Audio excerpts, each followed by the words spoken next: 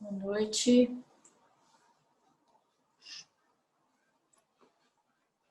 Espero que vocês estejam bem. Mais um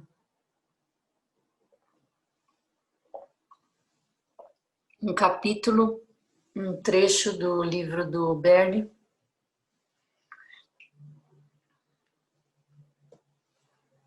Hoje ele vai falar sobre refeição da autossuficiência, ainda dentro do quarto prato, né?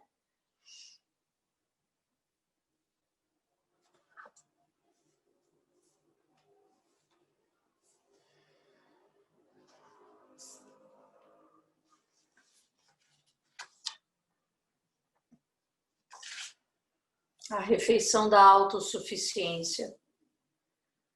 No primeiro encontro dos inquilinos, antes do nosso primeiro dia de ação de graças, alguém perguntou: o que o Greystone Family Inn vai fazer por nós no dia de ação de graças? A pergunta era natural para pessoas ainda em estado de dependência do auxílio do governo, acostumadas a receber das pessoas muitas coisas, digamos assim, algumas vezes ao ano e em feriados especiais. Então eu reagi. O que você vai fazer no dia de ação de graças? Por quê? Eu disse. Você está na Greystone Family Inn agora e você é que manda. A pessoa que havia perguntado silenciou. Então eu continuei. Uma das coisas que pensei que seria legal seria vocês oferecerem uma festa, um jantar no dia de ação de graças, para os seus amigos que ainda estão abrigados nos motéis. Os inquilinos ficaram chocados com minha sugestão. Eles disseram: de jeito nenhum, nós não vamos fazer isso. Aquelas pessoas são viciadas. Nós teremos um dia de ação de graça ruim. Nós não conseguiremos depois tirá-los do prédio. Nós queremos deixar tudo aquilo no passado. E eu disse: vocês ainda devem ter alguns amigos nos motéis ou nas ruas? Não, eles disseram, nenhuma daquelas pessoas são nossas amigas. Agora não mais. E outra mulher disse: eu não quero uma festa grande. Eu quero ter um dia de ação de graça só com minha família. Ela era a mulher que tinha levantado a questão do dia de ação de graças em primeiro lugar. Ela era uma avó que havia se tornado uma sem-teto quando sua filha de 13 anos deu à luz a um bebê. Sua filha havia sumido e quando a avó largou o emprego para cuidar da neta, perdeu seu apartamento e tornou-se sem-teto. Seu desejo de ter um dia de ação de graça só com a família fazia sentido. O desejo dos inquilinos de não dividir sua nova casa com as pessoas que ainda estavam nos motéis pode parecer não generoso, mas era um sinal positivo àquela época. Eles eram realistas o suficiente para reconhecer o quão importante é ter algum grau de segurança e autossuficiência antes de começar a ajudar os outros. Desde o começo, a missão do Greystone Family Inn foi ajudar famílias sem tetos de Yonkers que queriam se tornar autossuficientes e sair da dependência do auxílio do governo. A refeição que oferecemos consistia em um projeto específico, no qual deixamos o mais claro possível, escrito no menu, digamos assim, para que todos os envolvidos no programa soubessem o que estavam aderindo. Claro, não podíamos forçar as pessoas a seguir o programa do Greystone. Como estávamos oferecendo moradia permanente, Quando as pessoas se mudavam, era de sua responsabilidade o que faziam em suas casas e com suas vidas. Mas fizemos o melhor que pudemos para selecionar pessoas que queriam a refeição que estávamos oferecendo. Nós começamos convidando as pessoas desabrigadas, vivendo nos motéis ao redor de Yonkers, para a sua reunião. Para uma reunião, onde eu falei sobre o programa do Greystone Family Inn, perguntei sobre elas, respondi perguntas e deixei requerimentos para as aulas semanais.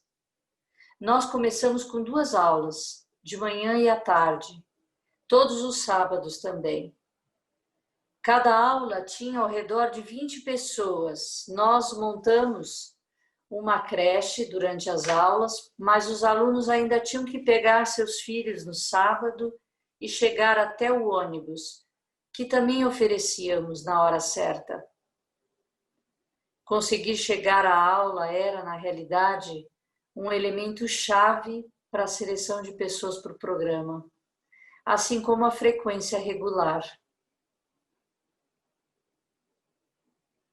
As primeiras reuniões trataram sobre dignidade e autorrespeito. Então começamos a explorar assuntos de comunicação e interações grupais. Jogávamos jogos e fazíamos exercícios para mostrar o valor de funcionar em equipe ao invés de independentemente. Também fizemos alguns testes e demos instruções em habilidades básicas. Nós tentamos deixar claro para todo mundo que o prédio não seria um abrigo ou uma cozinha pública, seria a moradia permanente. E nós falamos de nossa esperança de que as pessoas se tornariam capazes de possuir seus próprios apartamentos. Fazer a transição de auxílio do governo para a autossuficiência não é fácil. Mesmo o sistema de auxílio sendo desumano, ele provê algumas coisas básicas. Uma cozinha pública, espaço no motel, sacolas de compra cheias de presentes no dia de ação de graças e no Natal. É como comer uma grande quantidade de açúcar que vicia. Logo que você o termina, você precisa de mais. Adquiridas certas expectativas do que será dado a você, você pode perder a esperança e a capacidade de ir para a rua e mudar as coisas. Então as pessoas têm que acreditar que elas podem mudar a si próprias e fazer algo no mundo ao seu redor.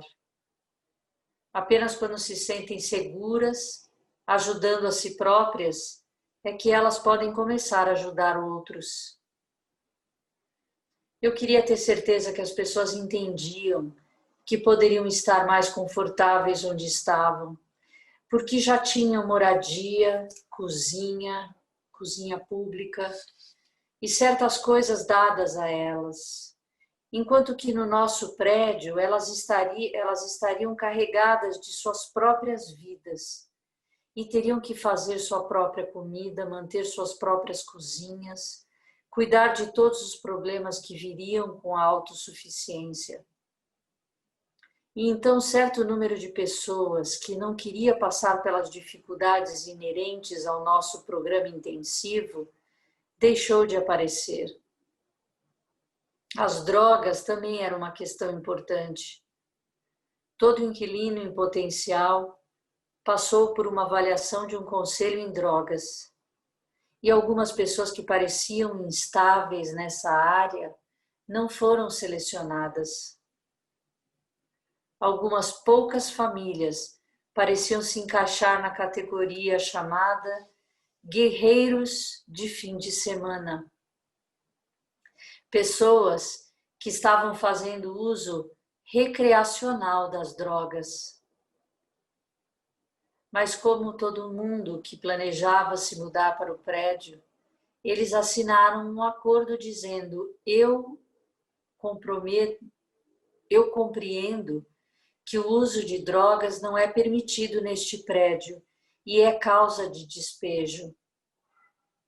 E assinaram um contrato no qual concordavam em ser testados para drogas a qualquer momento. Quando tivemos nossa formatura no meio do semestre, os grupos haviam se reduzido a 10 alunos cada, em comparação aos 20 iniciais em cada aula. Nós juntamos as duas aulas em uma só, que se encontrava todos os sábados por 5 ou 6 horas. Ao final de 8 meses, nós mantivemos 16 das 20 famílias. Nós escolhemos 12 das 16, porque sentimos que 4 famílias ainda estavam muito instáveis e apresentavam muitos riscos. Depois conseguimos o apoio financeiro de uma organização chamada Projeto Autossuficiência, para gerenciar um programa semelhante para um outro grupo, com aulas todos os dias por um mês. E deste grupo selecionamos mais 4 famílias. Nós tivemos nossa formatura final em um auditório de uma escola. Fizemos certificados. Sucesso na conclusão do curso do Greystone Family Inn. Foi uma cerimônia de verdade. As pessoas convidaram suas famílias e amigos. Participaram algumas celebridades locais. E os graduandos estavam radiantes. A maioria deles nunca tinha ganho um diploma em suas vidas.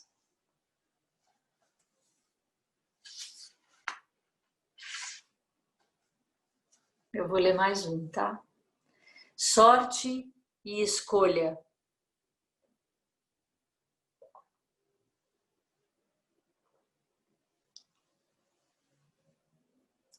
Quando chegou a hora das pessoas se mudarem para o prédio, nós continuamos enfatizando os princípios da escolha e da responsabilidade individual. Nada era simplesmente dado. A fim de oferecer uma forma dos novos inquilinos mobiliarem seus apartamentos com dignidade, nós criamos um tipo de sorteio, no qual a ordem da escolha era determinada pela sorte, mas as escolhas dentro dessa ordem eram totalmente dos inquilinos. A família que pegou o número 1 do chapéu foi a primeira a selecionar uma mobília. A família que pegou o 2 foi a seguinte a pegar uma mobília e assim por diante. Eles poderiam escolher uma TV colorida ou uma mesa grande de cozinha. Dependia deles descobrir suas prioridades e como estas se encaixavam no seu orçamento. Eles não poderiam culpar ninguém. Se os inquilinos tinham as mesmas limitações, ao mesmo tempo também estavam fazendo suas próprias escolhas. Normalmente, quando pessoas desabrigadas se mudam para uma moradia, eles recebem ou mobília ou um vale mobília, muito usado, que nem o vale alimentação, pelo Departamento de Assistência Social. Se eles recebem toda a mobília, é claro, não podem escolher como mobiliar seu apartamento. E se eles recebem um vale mobília, digamos, de 200 ou 300 dólares, eles não têm outra escolha, senão comprar nas lojas que vendem mobiliário inferior. Então, reunimos uma quantidade de móveis através de doações de indivíduos e grupos. Cada móvel recebeu um preço a fim de que as famílias pudessem mobiliar todo o espaço dentro do apartamento. Os vale mobília restantes foram usados para comprar mobília para as áreas comuns. Dessa forma, mobiliar os apartamentos tornou-se um exercício de autossuficiência e autoestima. Lembrei o que eu falei do Minha Rua, do Miruca, né, do dinheiro, lá do Minha Rua, Minha Casa. dessa questão do exercício de autoestima, né? De você poder escolher, de você fazer a escolha. Eu vou parar aqui. E vamos seguir amanhã. Os inquilinos no comando. Aqui, queria comentar uma coisa. Quando ele fala da exigência de como eles selecionaram as famílias pelo compromisso de chegar no horário, lembra que ele fala que isso era um elemento importante, a pessoa tinha que chegar no horário e ter uma frequência regular. Eu lembrei que isso também é um aspecto do Zen, né? Desse comprometimento com o horário do Zazen, de começar no horário, de não chegar atrasado. Como é importante para a prática meditativa a gente ter uma regularidade de sentar, não dá para sentar hoje, só daqui um mês, aí quando der vontade, essa coisa do compromisso de sentar, né? Se você não pode sentar todos os dias, que você determine, eu vou sentar terça e quinta, eu vou sentar só terça, mas não abrir mão disso, né? Dizer, tal dia eu vou sentar e vou sentar por tanto tempo, né? Não assim, eu sento, todo dia eu vou sentar, não, vou sentar 10 minutos toda terça-feira, sabe? Eu vou sentar 20 minutos, não importa, mas definir o tempo, o dia e o horário que você vai sentar. Tem a ver com esse compromisso que eles puderam perceber, que aqueles que puderam se comprometer com a chegar no horário na reunião e com a regularidade de estar na reunião, faz um diferencial enorme. Enorme. Parece que não, mas faz. E no Zen isso é uma coisa muito clara, assim, em todas as salas de prática, todas as comunidades, essa intenção de não intenção, né?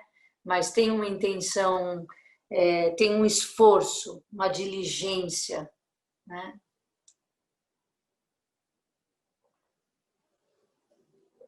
Alguém quer falar alguma coisa?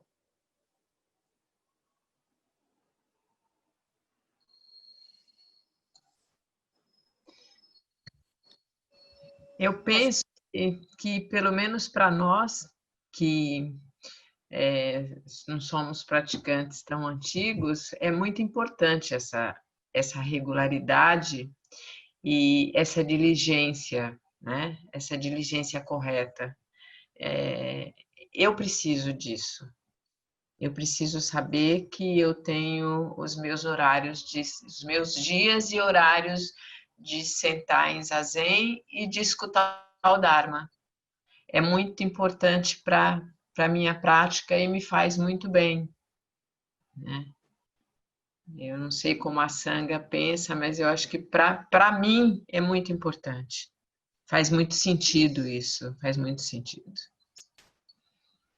Eu acho que a gente fala no Zen que toda essa organização, toda a forma que existe para o Zazen, né? Que a gente aqui não está mais na sala de Zazen, tem uma forma de entrar, uma forma de caminhar, mas a gente faz a reverência em direção ao nosso assento, gira pelo lado direito, cumprimenta todo mundo, que todo esse ritual, ele é libertador. Ele não é para te limitar, porque ele cria uma ordem externa, mas ele organiza internamente. Então, essa diligência, esse comprometimento, esse definir o dia, definir o horário, ele te ajuda a se organizar internamente também. Até com tudo, com a minha vida, com o meu dia a dia, né?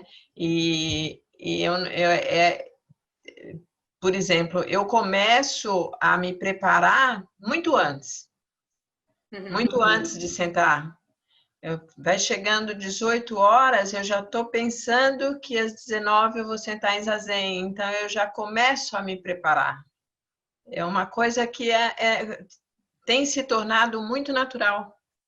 Sim, é isso aí. A Então, gente dizia, quando dava zazen para iniciante na comunidade, que a pessoa que ia para o zazen uma vez por semana, naquele dia, quando ela acordava, internamente ela já sabia, ela já estava se preparando para o zazen, já estava acontecendo isso, que é o que você falou. Hoje é quase natural, começa a cair à noite, eu também, que é 6 horas, começa a escurecer, eu também já começo a desligar um pouco das coisas do trabalho, já começo a pegar meu copinho de água, eu faço um chá, e é um pouco isso, né? Ele ganha mais espaço, né? Ele ganha mais espaço nessa organização da vida, né? E sim. flui, fluido, não é uma coisa, ai, eu preciso, não, parece que vai, né? Muito bom. Mais alguém? Sensei, Hi, Bianca. hi. Ontem você comentou sobre expor algumas coisas, né, diante da prática, que eu acredito que esteja numa regularidade boa, assim, em comparação enfim, comigo. E uma coisa que eu percebo e que meu amigo repara e ele fala é isso, é uma questão de abstinência de sensações. Que eu sempre fui uma pessoa muito intensa e fazendo a prática, por um mês aqui com todos vocês na Sangha, eu sinto uma abstinência de sensações e de sentimentos, aquela coisa de estar sempre. E a meditação ela me coloca muito o pé no chão, faz com que eu realmente veja a vida é isso, você tem que se movimentar e tudo mais.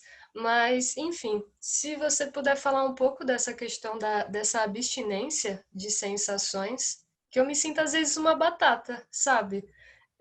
Tipo, as coisas, elas passam, eu tento não me apegar muito e elas passam. E passam. E eu sei que é um pouco disso, né? Que é o que o Zazen ensina, que é essa questão do desapego. Mas, ao mesmo tempo, eu sinto uma estranheza ainda. Eu acho que por estar no início da prática também.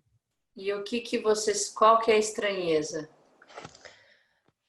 O que eu reparo em mim é que eu sempre me alimentei de muitas emoções. Então, eu estava sempre em busca de aventuras que fossem com pessoas, que fossem em lugares, que fossem com tudo. E agora, com o contexto de pandemia, mais o Zazen, que me coloca bem para dentro, eu fico assim, sem palavras. A gente diz que quando a gente começa a praticar, né, o zazen e o caminho, a gente tende a cortar um pouco de extras, né? Coisas que de fato a gente de alguma forma cola nas experiências, né? A gente vai ficando, não sei se eu usaria a palavra abstinência, né? Mas a gente vai ficando com um foco mais preciso naquilo que de fato é importante para manter a vida, né? Então, talvez eu falaria um pouco mais nesse sentido, a gente começa a falar, será que isso eu preciso? Isso me ajuda para o próximo passo? Ou isso só vai me fazer devagar, só vai me fazer ter sensações agradáveis, fantasiar?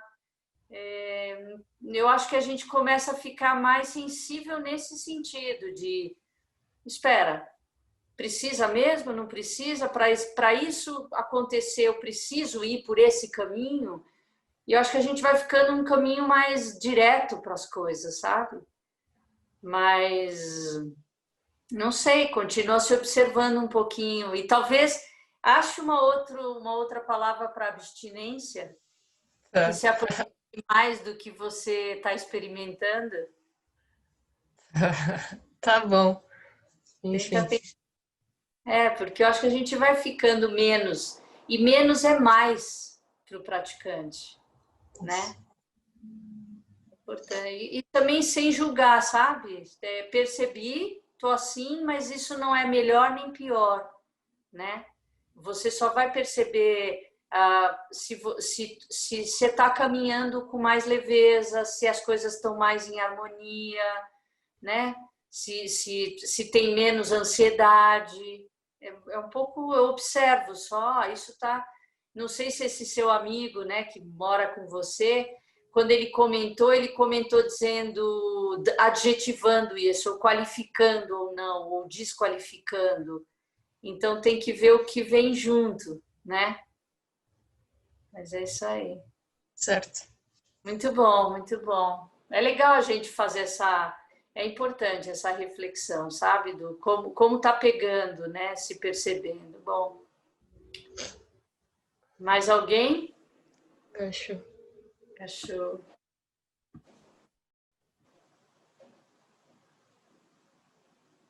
Acho que não. Vamos encerrar. Me lembre da lua cheia e da lua nova. Oi, Sensei. Hi, oi, Yara. Tudo bom? Tudo bem? Exatamente. Aproveitando para lembrar que hoje entra a lua nova. Então é hoje, é dia de arrependimento. Arrependimento, também pensei. E outro A gente Achou? eu estava aqui tentando achar o microfone para falar que era a lua nova. Achou a todos, também pensei. Acho que está todo mundo precisando se arrepender pelo jeito, mas eu acho que a Yara quer falar alguma coisa antes, né? Tá certo. Você quer falar alguma coisa, Yara? Eu queria comentar uma coisa sobre a leitura também, que fala sobre como que eles iam selecionando, né, essas famílias para comporem esse espaço e tudo. E nesses últimos tempos eu tenho refletido muito sobre quem a gente escolhe morar também. Porque é isso, nós estamos longe das nossas casas, longe das nossas famílias e a gente vem para cá para estudar, em sua maioria, né? A Isa é minha parceira de casa também. E às vezes quando a gente chega numa casa de estudante, é assim, pessoas que têm aí um certo nível de afinidade que vão morar juntos, porque é uma forma de se viver com custo de vida menor. Só que eu já precisei conviver com pessoas que tinham problemas com drogas, com álcool, que não tinham disciplina, que não tinham cuidado consigo mesmo, né? E então observar que até para a gente montar essas casas coletivas, muitas vezes a gente tem que ter um pouco de seleção, assim, de conseguir reconhecer qual que é o compromisso das pessoas mesmo. Ainda porque, tipo, eu vim para a universidade mais velha, mas tem muita gente muito jovem aqui, então é realmente desafiador não sei, tipo uma coisa a se pensar, assim, tipo, de conseguir realmente ajudar, né, os estudantes que estão aqui também, para que a gente consiga se comprometer, né, com esses objetivos, né, de, tipo, estar aqui estudando, e realmente perceber que é um espaço para a gente se cuidar também, não para ficar nessa loucura e tal, que é a vida universitária também, né? Claro. É só isso. Achei interessante isso. Realmente, as pessoas que cercam a gente faz total diferença sobre a nossa qualidade de vida. Então, é uma coisa que a gente tem que ir aprendendo também. Os encontros alimentam a gente, né? Então, quem está compartilhando a vida com você por dividir custos, ela pode te promover, né, na direção de um caminho bom de uma alimentação saudável, não só de corpo, mas de mente também. Fala, um dos preceitos é não se intoxicar e nem negociar intoxicante, que vai um pouco nessa direção que você falou, de pessoas tóxicas, né? Que muitas vezes atrapalham o nosso crescimento, o nosso caminho, mas é muito difícil, né? Quando o que une é só uma questão econômica, né? De diminuir custo, e quando você tem tempo de conhecer a pessoa e saber as afinidades, né? Nem sempre é possível logo que você chega, né, numa universidade, mas aos poucos você vai percebendo, né? Mas é difícil, acho que isso viver junto não é fácil, né? Não é fácil. Vamos arrepender. Eu tô vendo que tá todo mundo louco para arrepender, então eu vou falar e vocês repetem depois de mim. Hoje nós vamos fazer 3 vezes, porque hoje é o dia da lua nova, tá bom? Então as mãos engaixou, palma com palma. Todo karma prejudicial alguma vez cometido por mim,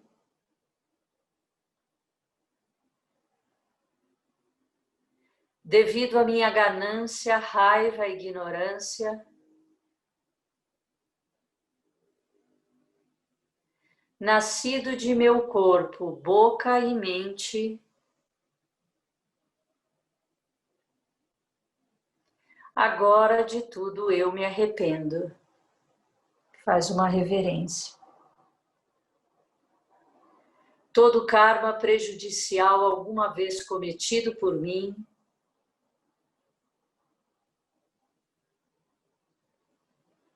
devido à minha ganância, raiva e ignorância,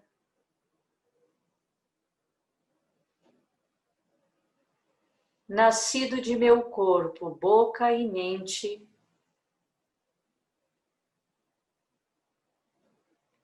agora de tudo eu me arrependo.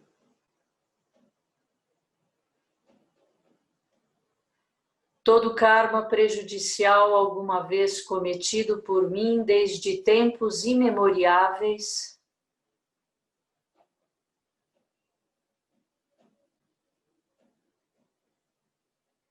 devido à minha ganância, raiva e ignorância sem limites,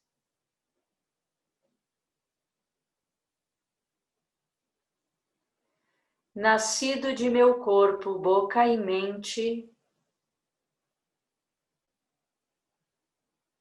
agora de tudo eu me arrependo.